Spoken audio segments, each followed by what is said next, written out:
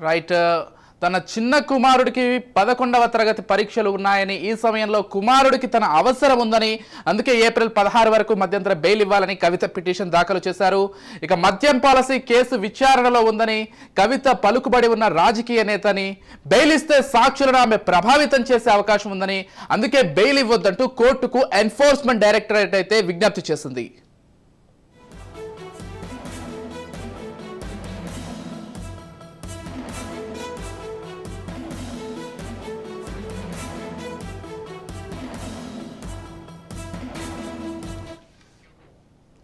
ఇరువైపులా వాదనలు విన్న న్యాయమూర్తి మధ్యంతర బెయిల్ పిటిషన్ పై ఏప్రిల్ 1న మరిన్ని వాదనలు వింటామని చెబుతూ విచారణ వాయిదా వేసింది.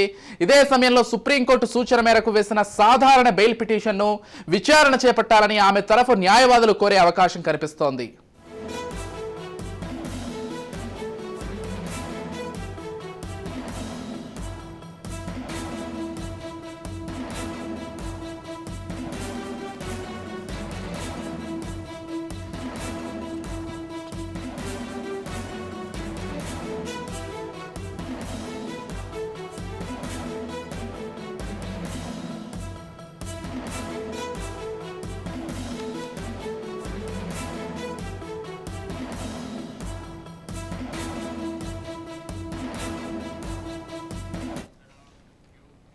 ఢిల్లీ మద్యం కుంభకోణం కేసులో మార్చి 15న హైదరాబాద్లోని నివాసంలో కవితను ఈడీ అరెస్ట్ చేసింది. మార్చి 16న ఢిల్లీ రౌస్ అవెన్యూ కోర్టులో హాజరుపరిచింది. ఈడీ 10 రోజుల కస్టడీ ఇవ్వాలని కోరగా 7 రోజుల కస్టడీకి కోర్టు అనుమతించింది. ఆ తర్వాత 5 రోజుల కస్టడీకి ఇవ్వాలని కోరగా 3 రోజులకి అనుమతించింది. కస్టడీ ముగియడంతో కవితను మార్చి 26వ తేదీన ఈడీ అధికారులు న్యాయస్థానంలో హాజరుపరిచారు. ఆపై కోర్టు కవితకు ఏప్రిల్ 9వ తేదీ వరకు జ్యుడిషియల్ రిమాండ్ విధిస్తూ న్యాయస్థానం ఉత్తర్వులు జారీ చేసింది.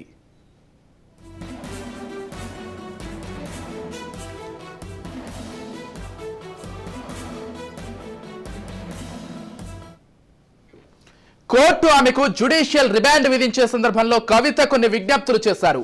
జైల్లో తనకు కొన్ని ప్రత్యేక వసతులు కల్పించాలని న్యాయమూర్తి కావేరి బవేజాను కోరారు. దీంతో ఇంటి నుంచి భోజనం, దుస్తులు, మంగళసూత్రం ధరించడం, సొంతంగా పరుపులు ఏర్పాటు చేసుకోవడం, దుప్పట్లు తెచ్చుకోవడం, చెప్పులు ధరించడం వంటి వెసులుబాట్లకు న్యాయమూర్తి అనుమతినిచ్చారు.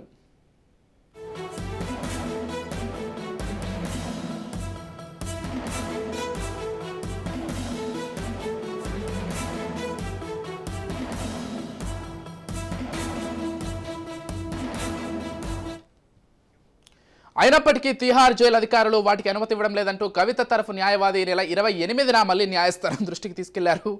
సోమవారం విచారణ సందర్భంగా కవిత తరఫు న్యాయవాదులు ఈ అంశాన్ని మరోసారి కోర్టు దృష్టికి తీసుకెళ్లినట్లుగా తెలుస్తోంది.